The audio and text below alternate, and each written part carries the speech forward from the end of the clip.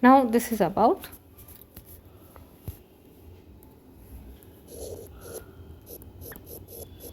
molecular basis of inheritance. Summary.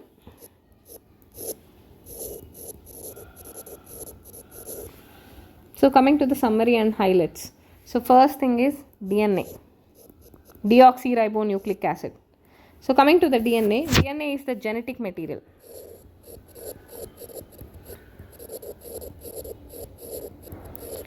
And DNA is the blueprint of the body.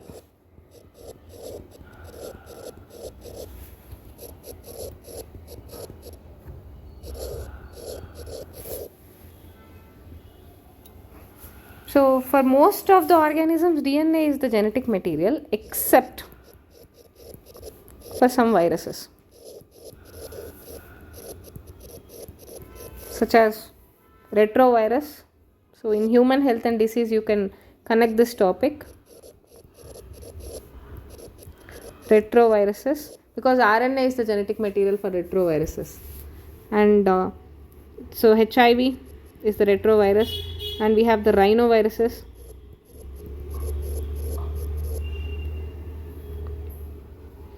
So TMV, tobacco mosaic virus. So these are the viruses which are some few examples for genetic material. So RNA, so now first thing is DNA, and let's talk about RNA. RNA can be of messenger,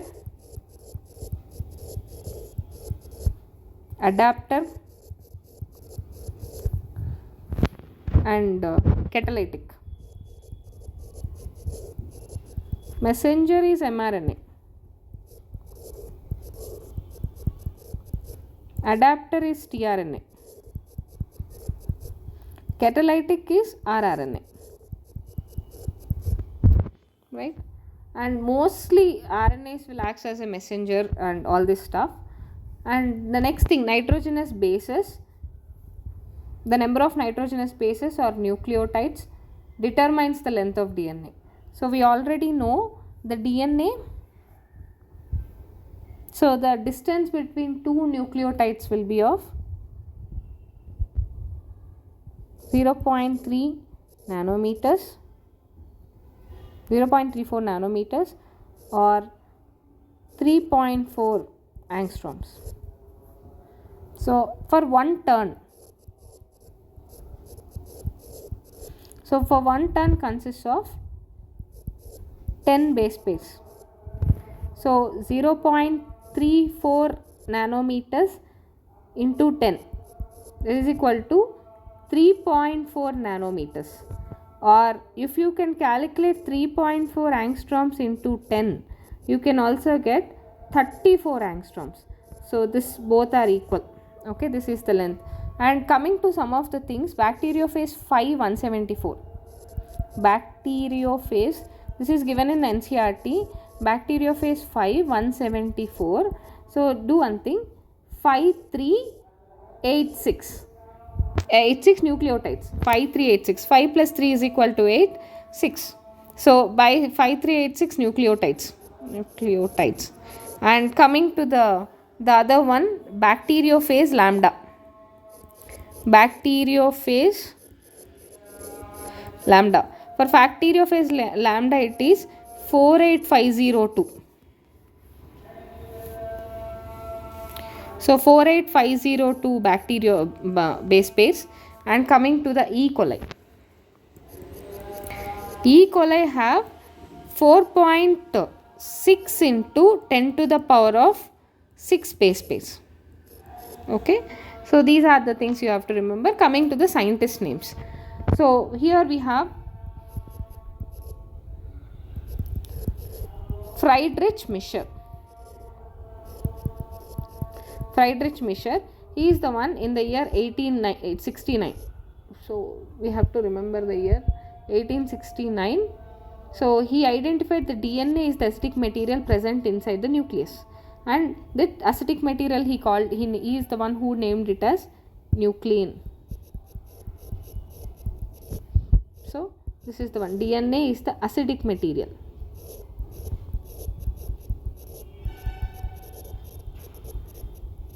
Next is Frederick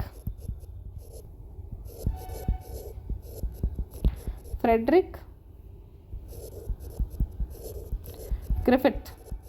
Frederick Griffith. So he is the one who conducted the experiment by using Streptococcus pneumoniae.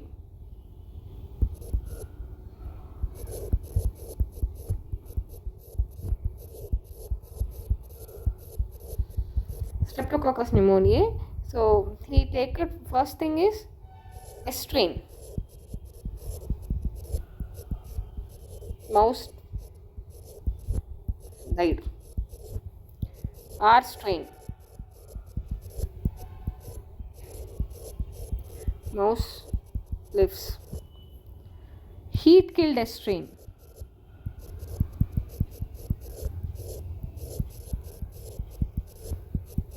Mouse lives. Mixture of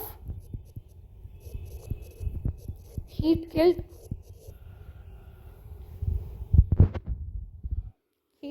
S plus R strain.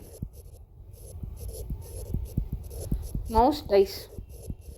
So from this he came to know something is transforming the R strain to S strain. Something is transforming the R to S.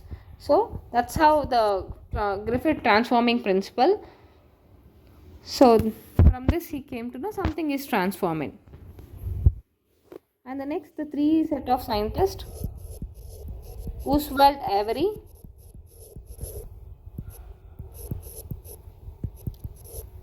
Colin MacLeod,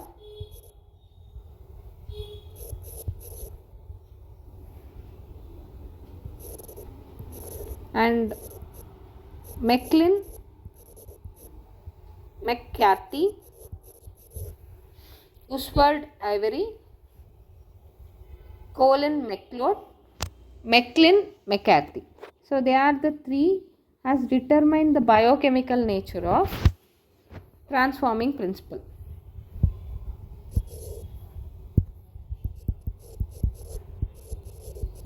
Biochemical nature of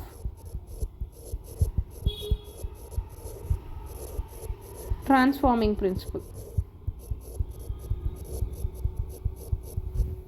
But they told DNA, so they have seen three enzymes.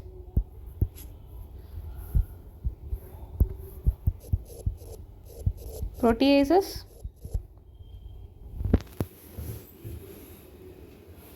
RNAs, DNAs. So when they included protease, transformation has happened. RNAs, transformation has happened. DNAs, no transformation.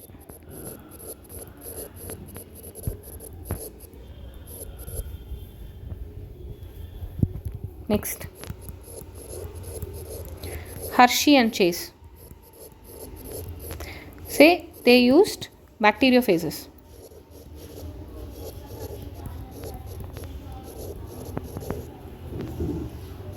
So by using bacteriophages, say they took radioactive phosphorus 32 and S35.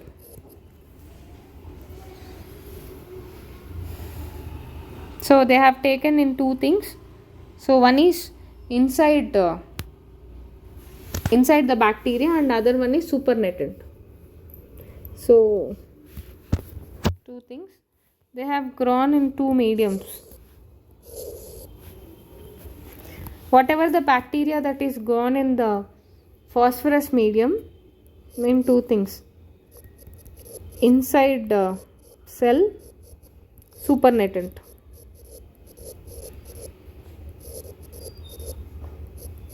So radioactive phosphorus is found inside cell. So P32 is found inside cell. And sulfur. Here also you have taken two things. One is inside cell and other one is supernatant. Inside cell, no, and in the supernatant he found sulfur 35. So from this he came to know Hershey and Chase has given unequivocal proof that DNA is the genetic material.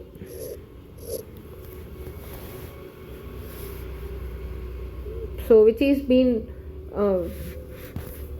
increased or replicated inside the bacteria is contains radioactive phosphorus 32.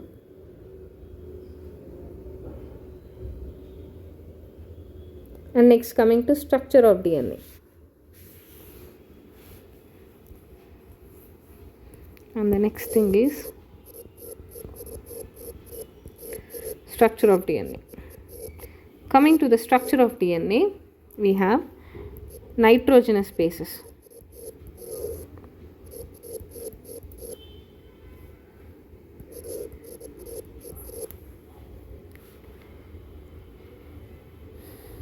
Nitrogenous bases, we have two things. One is purines and other one is pyrimidines. Purines are cytosine, uracil, thymine. Purines are adenine and guanine.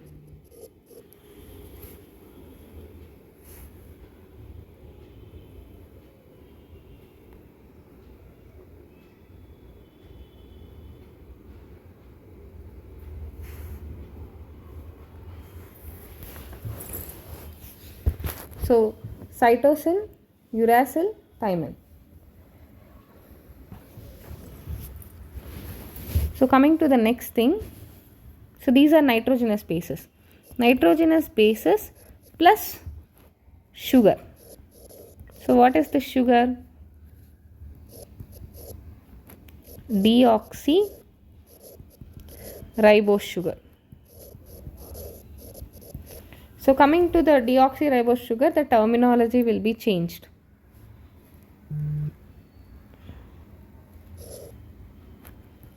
So deoxyguanosine, deoxyadenosine, deoxythymidine,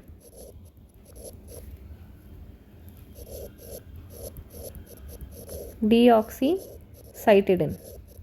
Right? This is entirely for DNA. So coming to RNA. So nitrogenous base plus ribose sugar. RNA. Then what is the terminology for this?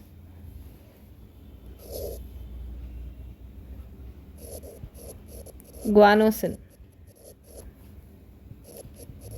adenosine.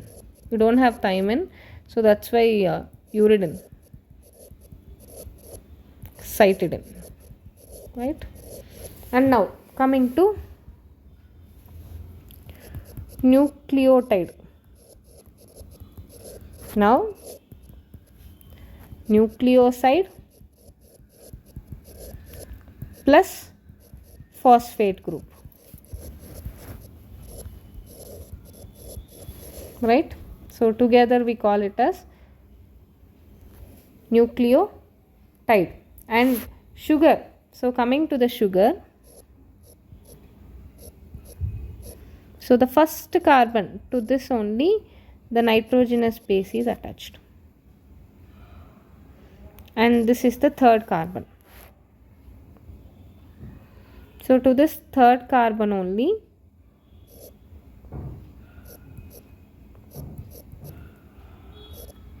so to this fifth carbon and third carbon the sugar is attached, so the phosphate group is attached. right? So this we call it as phosphodiester bond, and this is N-glycosidic bond. This is N-glycosidic bond, and this is phosphodiester bond.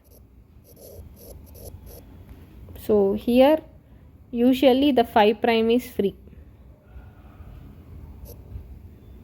5 prime here, 5 prime or phosphate end. And now what is the terminology for DNA is deoxy adenylic acid. For RNA it will be adenylic acid. Next, deoxy guanidylic acid, and here it is guanidylic acid.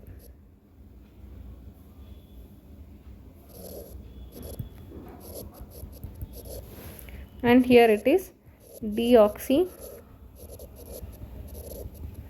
thymidyllic acid. Here it is uridylic acid.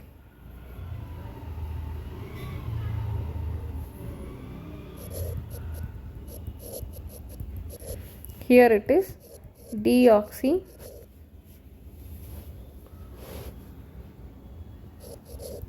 cytidylic acid. Here it is cytidylic acid. So what are the bonds of sugar? So usually you have 2 strands, double stranded.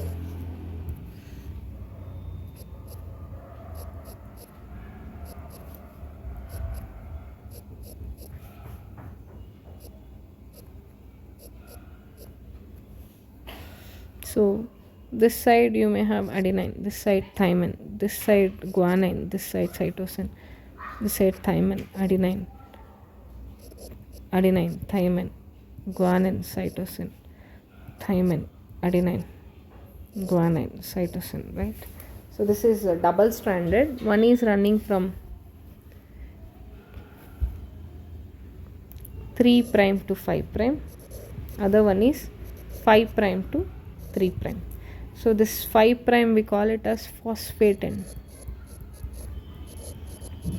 because the phosphate group is free, it is not bounded with the third carbon of the preceding one, and here we call this OH end or hydroxyl end. So for the sugar, if you take what and all the carbons that is been bounded, so here we have the first carbon. So let's talk carbon number 1, 2, 3, 4, 5, right? So here carbon number 1, it is bounded with nitrogenous base.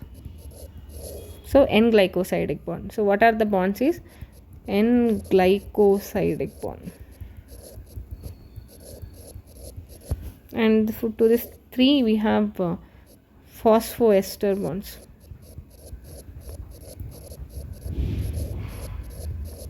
And we have this one, hydrogen bonds. So these are the bonds that is present here.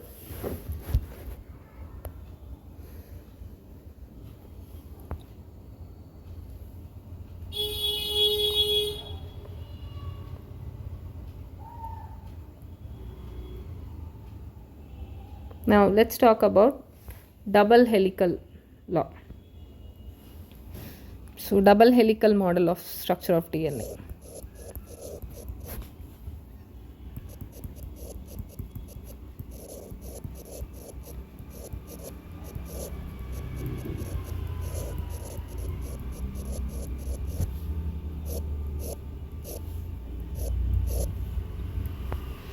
So what are the scientists we have to remember is Watson and Crick. So they are the one who demonstrated the double helical model of DNA from the data, X-ray diffraction data. X-ray diffraction data conducted by Wilkins and Rosalind Franklin.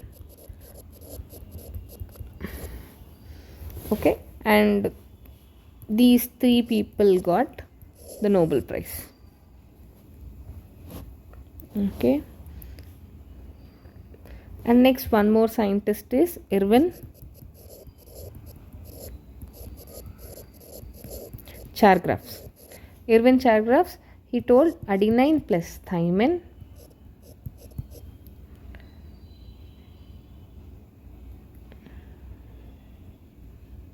by guanine plus cytosine is equal to 1. You can also call it as A plus G is equal to C plus T.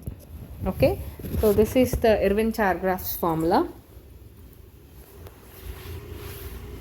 So the ratio of adenine and thymine and to guanine and cytosine is 1. So adenine and thymine to guanine and cytosine is equal to 1. It remains constant. And 2 polynucleotide chain will make DNA. So in this entire thing, sugar and phosphate will form the backbone. Sugar and phosphate is the backbone. And bases are projected towards inside. So the two chains are anti-parallel. So they move in opposite direction. 3 prime to 5 prime, 5 prime to 3 prime. So anti-parallel. And base pairs are bounded with hydrogen bonds.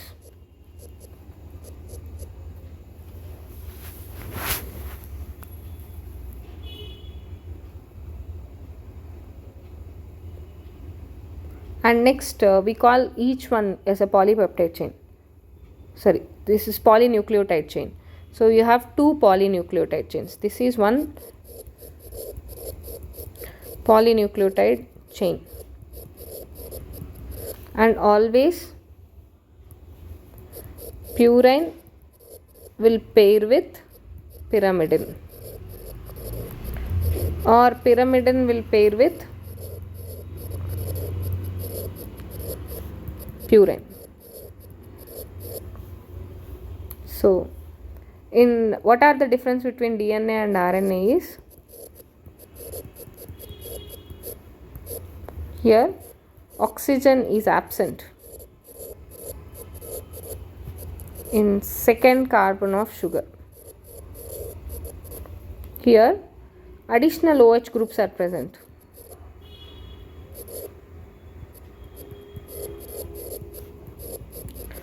Additional OH group on second carbon.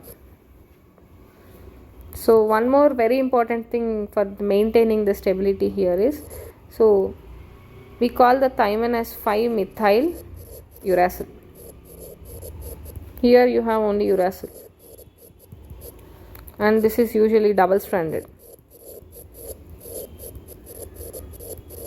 This is usually single stranded.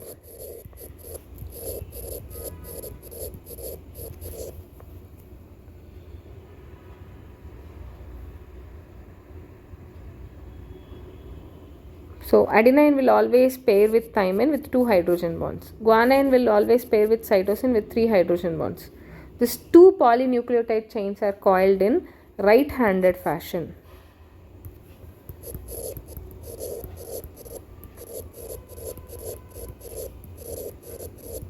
And this DNA we call it as B-form DNA. So the diameter is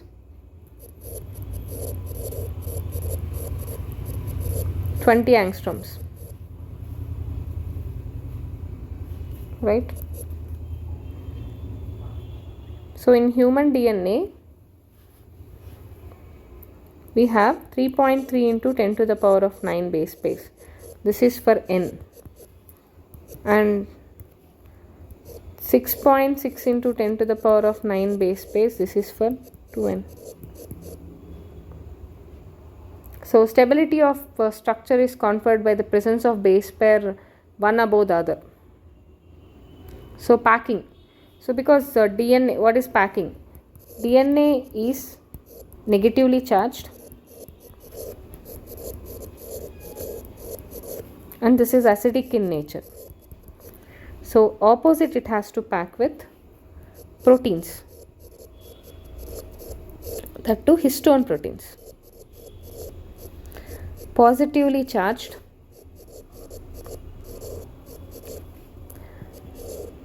basic. So how many histone we have? H1, H2A, H2B, H3 and H4. Okay, so usually it was like a bead and thread appearance. You will be having a linker histone.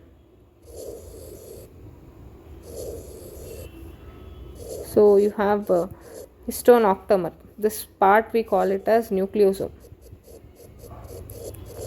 This nucleosome consists of histone octamer. So on the other side also you have 4. So total 8. 8 histone proteins.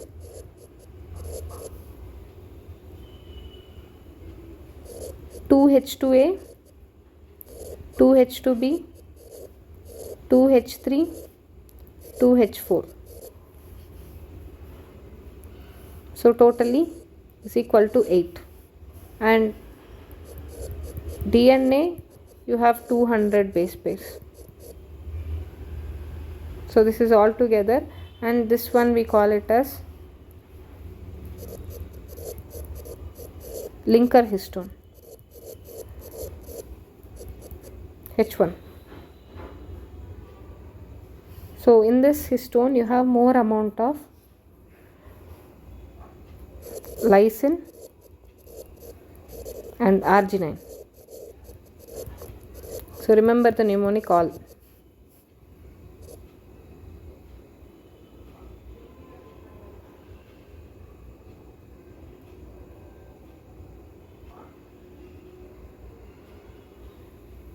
So nucleosome is the repeating unit present in chromatin. So DNA plus histone proteins is equal to nucleosome. So nucleosomes will be present in chromatin. Chromatin is condensed to form chromosomes. So in the chromatin again you have 2 things.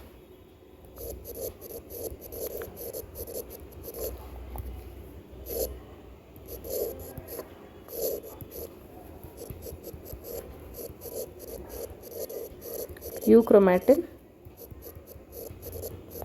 heterochromatin. Coming to the next thing, euchromatin. Euchromatin is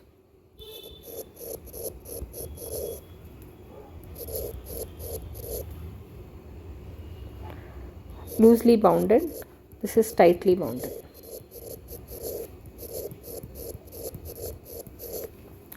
And euchromatin is transcriptionally active.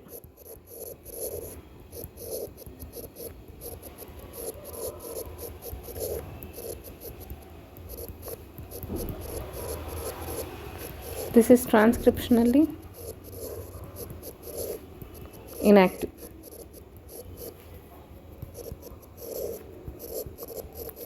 Lightly stained. And this is darkly stained.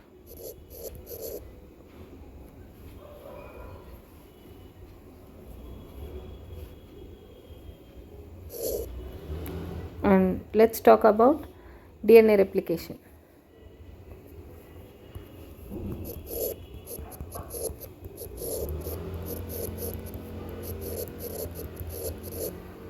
So coming to DNA replication, so Watson and Crick suggested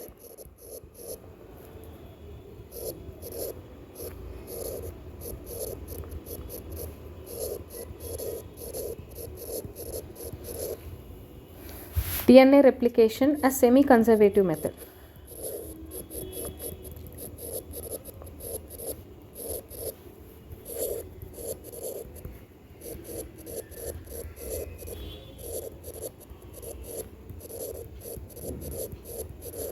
So it was proved, experimentally proved by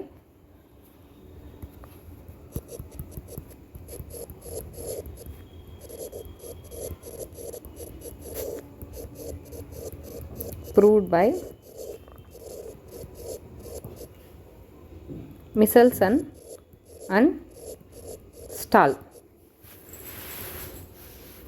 So what is the organism they used is E. coli.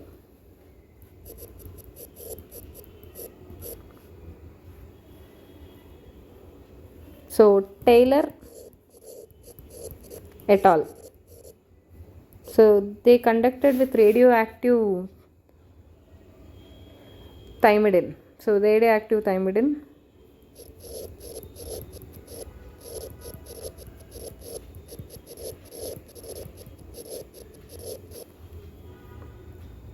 in Vicia faba.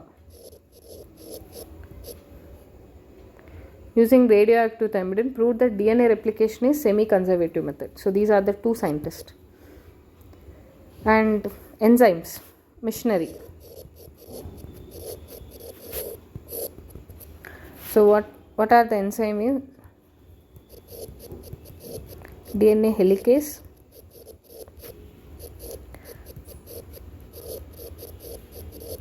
DNA dependent DNA polymerase,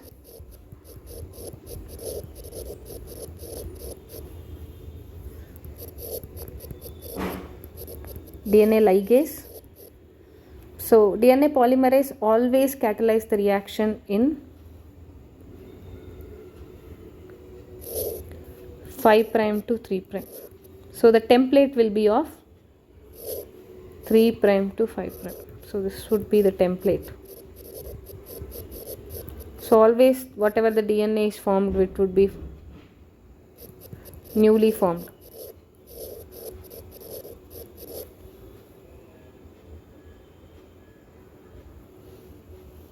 So DNA is always initiated, replication is always initiated at origin of replication.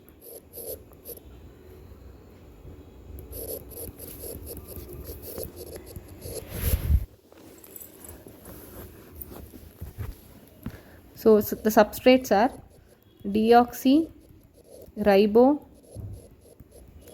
nucleoside triphosphate. Provides energy, at the same time acts as substrate. Energy at the same time acts as substrate. So usually it will form a replication fork.